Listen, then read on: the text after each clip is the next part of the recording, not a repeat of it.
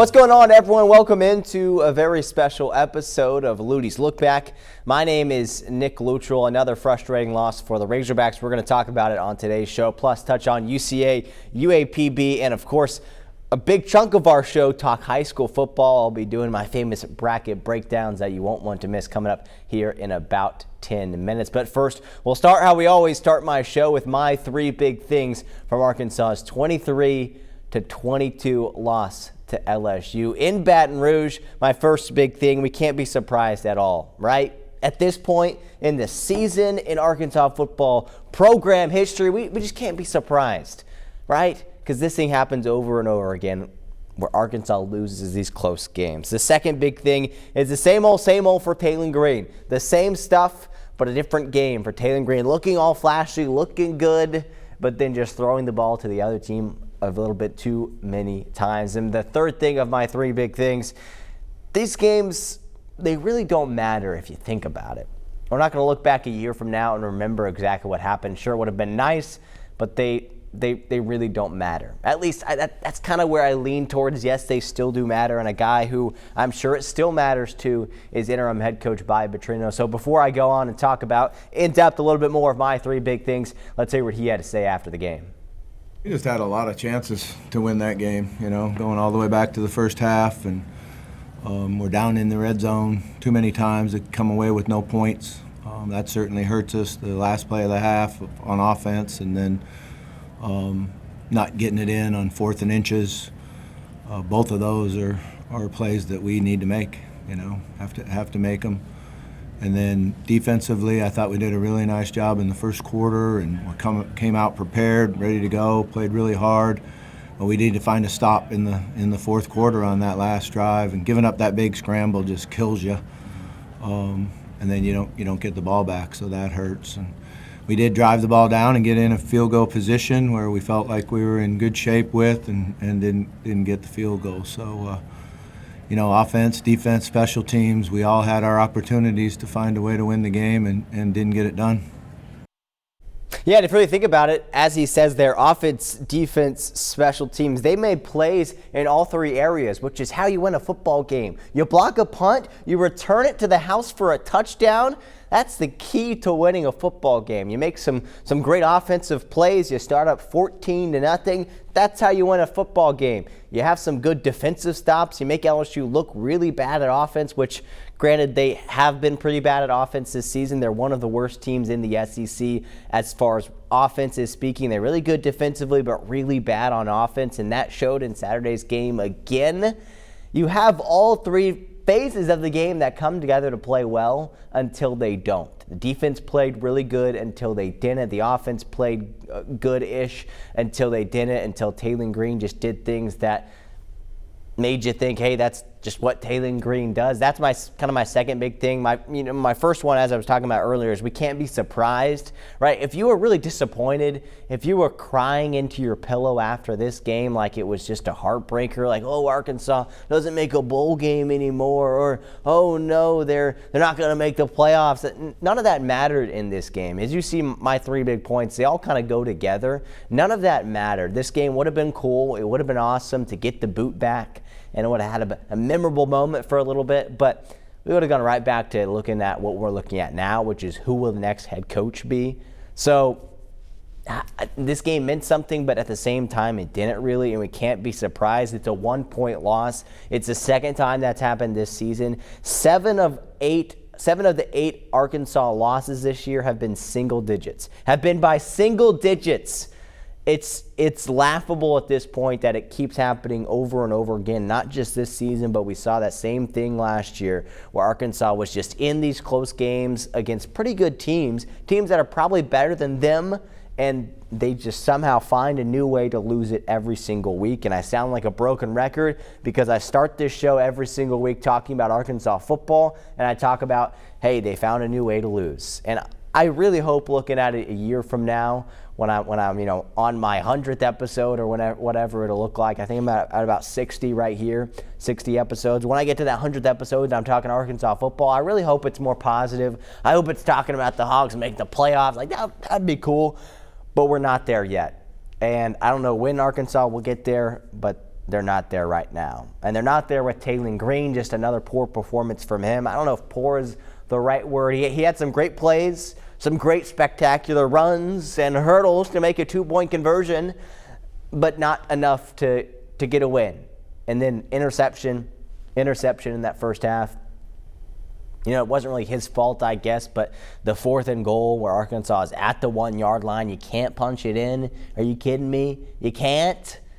Frustrating plays like that, and it's just the same thing we've seen from this Arkansas offense all season, the same thing we've seen from Taylor Green. The final big thing is really it doesn't matter, right? We're already looking on to what's next, and that's who Arkansas football's next head coach is going to be. Like, we care about the Texas and Missouri game, and I think it's cool that those are rivalry games, so it means something a little bit, but really at the same time, it just doesn't.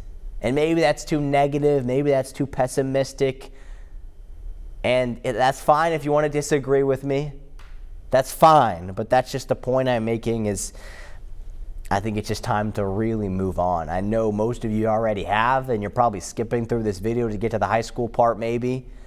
I just think it's time to move on. So hopefully the Hogs will do that. They'll get through their next few games and announce this new head coach, which maybe they already have kind of in the bag.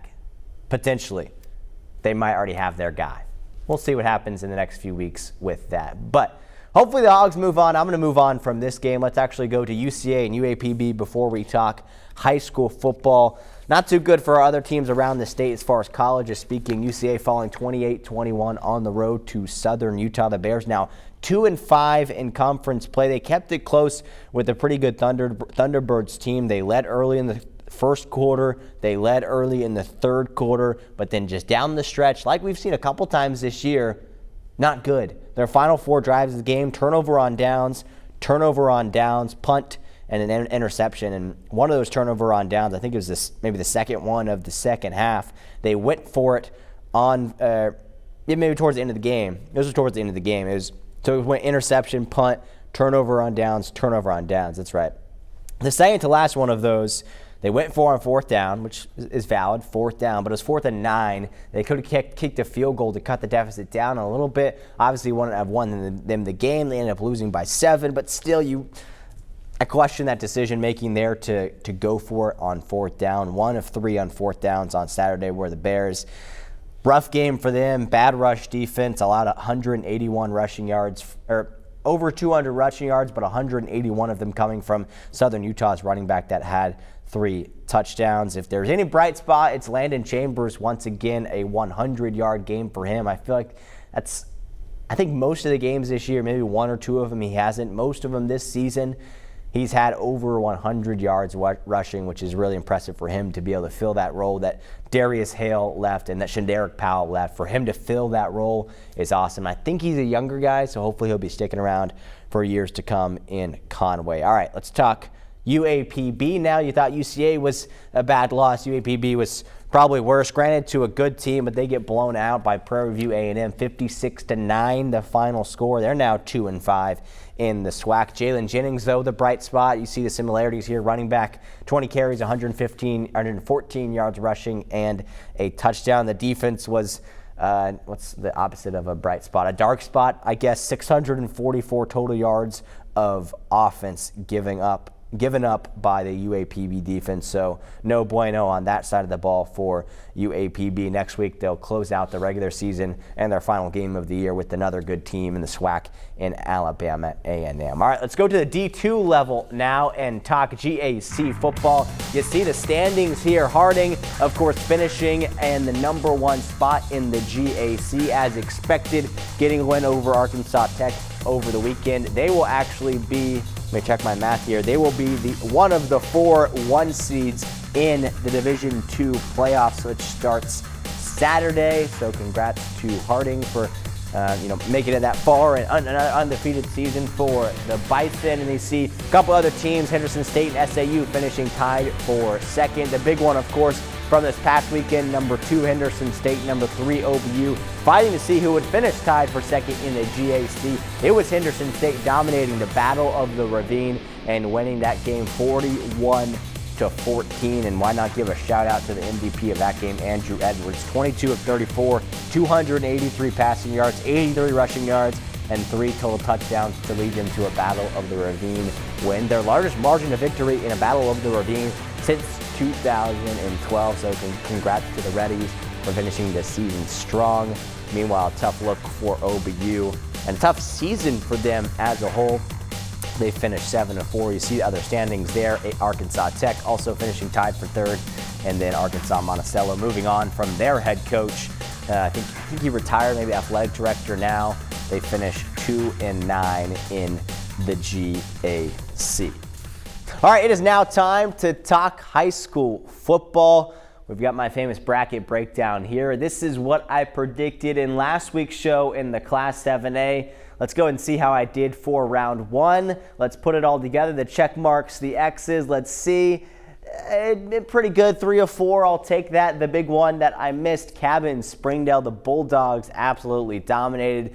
Cabot on their own home field to win that game and set up for a second round matchup with Bentonville. The other games, Bentonville West taking the win over North Little Rock by 1 point. The Charging Wildcats are right there. Could have pulled off a big upset. They didn't. Bentonville West wins. Fayetteville pretty much, they definitely dominated. Little Rock Christian pretty much dominated over Harbor. The Wildcats kept it close in the end. Closer than I thought they would, but the Warriors win and go on to face Rogers. So this is the rest of my bracket, who I think is going to win into the rest of the year. But I've already broken down the 7A bracket. Let's move on to the Class 6A now. You see, I've already got it filled out from what happened last week. You see the teams that advanced via bye, Sylvan Hills and Greenwood, as well as Benton and Shiloh Christian. The teams that won from last week, Marion barely taken down Van Buren, El Dorado getting by Lake Hamilton, Jonesboro taking down Southside, and Mountain Home dominating the Sheridan Yellow Jackets. Congrats to them for making the playoffs for Coach Kelly's second season. So here we go. This is the quarterfinals of the 6A bracket, and I'm here to break it down. I'm here to give you my predictions. The first one, Sylvan Hills and Marion. It is a rematch of the first conference game of the season between these two teams that happened in week 3 of the high school football season, where Marion won that game, and that's the only win, or that's the only game that Sylvan Hills lost this season. And I think come playoff time, I think Sylvan Hills is playing a lot better than they did early season. Their magical season will continue into the semifinals. Give me the Bears to advance past Marion of the Northeast to advance to the semifinals. Now, Shiloh Christian and El Dorado, these are two teams that aren't in our coverage area, so maybe I'm not quite as familiar with. Maybe I had to do a little extra research. What I do know is that Shiloh Christian is a very good team. They made it to the state championship game last year, and I think they're also really good again for this season. Cole Creighton as the quarterback will get the job done against the Wildcats. Give me the Saints to advance to face Sylvan Hills in the semifinals. Now, the bottom half of our bracket, Greenwood, Jonesboro, Benton, and Mountain Home. This one, probably one of my easiest picks. I think most of these will possibly be blowouts for this upcoming week. I got Greenwood advancing to this spot right here, taking down the Cyclones. I think maybe it's close in the beginning, but I think ultimately the Bulldogs will advance to go to this spot. And then Benton and Mountain Home, that's another game that I think will be probably a blowout, with all due respect to the Bombers. Now, I know they put up 78 points on Sheridan last week, and that was a big deal for them, but this is no Sheridan. This is a Panther defense that is actually pretty good. So give me the Panthers to take down the Bombers and advance to the semifinals. Here we go. We got our semifinals, the final 4 in our Class 6A. Shiloh will probably be the favorites against Sylvan Hills. Now, I know they're the 2 seed out of the West, and Sylvan Hills is the 1 seed. The West is pretty good when you got Greenwood in there. Shiloh will be favored to win this game, but I don't know, man. I just think that magical season, the chip on their shoulder for Sylvan Hills, I think it stays alive, and I think they win this game to advance to the state championship game. Give me the Bears to head to War Memorial Stadium to play either Greenwood or Benton. Let's talk about this game for a little bit longer, because I do think it's going to be, not that this game won't be close, this game's going to be exciting. I think Greenwood's probably the better team, but Benton has got to this level so many times. I think the past 4 years they've been in this spot. They've been in the semifinals. They've been right there, so close to make it to the state finals, to make it to War Memorial Stadium. But once again, I don't think they can do it. And I think it's unfortunate they have to face off against a really good Greenwood team. I think you put Benton anywhere else in the bracket to face anybody else, and they win the game to advance. But I don't think it's going to happen here. I think Greenwood wins this game. I think Greenwood advances to the state championship against Sylvan Hills. And this is unbelievable when we talk about Sylvan Hills. This was a program that didn't win a single game last year. Didn't win a single game. They bring in Mark Kelly, and Mark Kelly has done wonders to this program in Sherwood. Made it all the way to the playoffs. They're in the second round of the playoffs. I'm predicting that they'll make it to the state championship game, and man, it's a big-time matchup. It's against a really good team. It's a Greenwood team that won the state championship from a season ago. You can kind of see the blurred-out picture behind me. That's the Bulldogs holding up the trophy because they did it last year, and they're wanting to do it again this year. They haven't lost a single game all season long. Sylvan Hills just knocked off Shiloh. They hadn't lost a single game all season long, so maybe it'll happen again. I love the playmakers that Sylvan Hills has with Tyler Hampton, with Isaiah Howell, with Lacoby Brent, but I just think it's not good enough to compete against the playmakers that Greenwood has. You want to talk about playmakers? Let's talk about Kane Archer and the playmaker that he has. Hasn't had the sensational season that we saw last year. I think he had less incompletions than interceptions or some kind of crazy mark like that. He was really good last year. He hasn't been quite to that level again this year, but I think he's good enough. I think Greenwood as a team is a better team. With all due respect to Sylvan Hills, give me Greenwood to take down the Bears and win the Class 6A state championship. So there's my bracket. You can screenshot it. Obviously, this first part of it was already filled out. Didn't have time to do it last week, but there are the 6 games or so that I picked, and I'm picking Greenwood to win the 6A state championship game. Now let's move to the 5A. I will shuffle my papers here that I just printed out. Same thing with the 5A. We will start in the quarterfinals. Show you the results from last week. Robinson, bit of a slow start, took down Camden Fairview. Farmington getting by Harding Academy. Hot Springs, a close one against BB. They advance. Morrilton dominates. Harrison, the big upset. One of the bigger upsets, especially at the Class 5A level from last Friday night.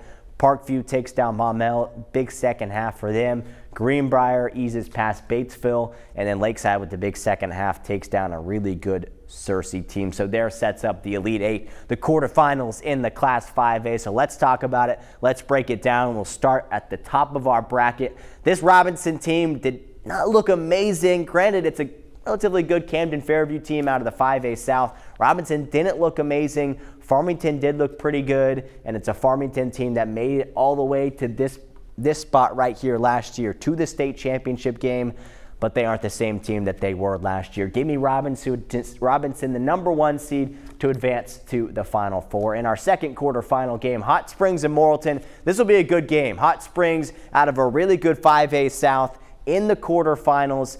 Squeaking past BB, they didn't look amazing. Morrilton really did. Morrilton has offensive weapons galore with Maddox Berry, with Jamarcus Sandage. The list goes on.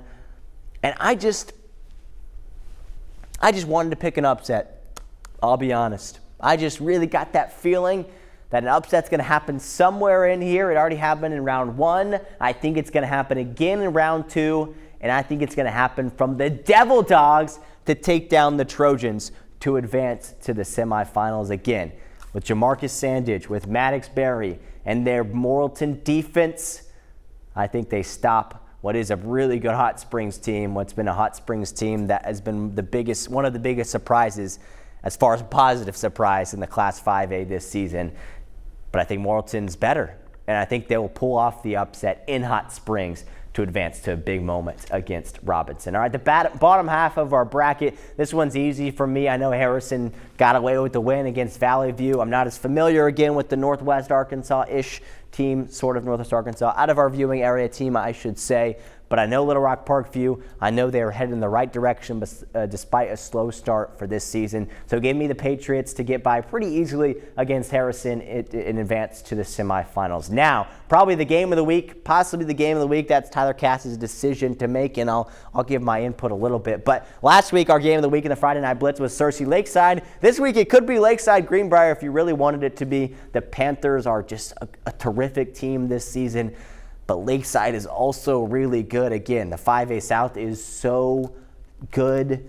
Lakeside, the 3 seed out of there, they just stumbled a little bit in their final few weeks of the season. That's why they were the 3 seed, but they're much better than a 3 seed. It's a big-time game. Lakeside's got, Wally Walcott. They've got Drew Morgan. They've got Peter Oman. They've got so many weapons offensively, but none of them, even if you combine them, I don't think are as good as the weapon that Greenbrier has in Enoch Asan. He is the most powerful, explosive running back. Definitely in the 5A. Let me double check. Deuce Williams is okay. Deuce Williams is good. It's terrific. Enoch's definitely the best. Enoch Asan is definitely the best. Maybe in the state.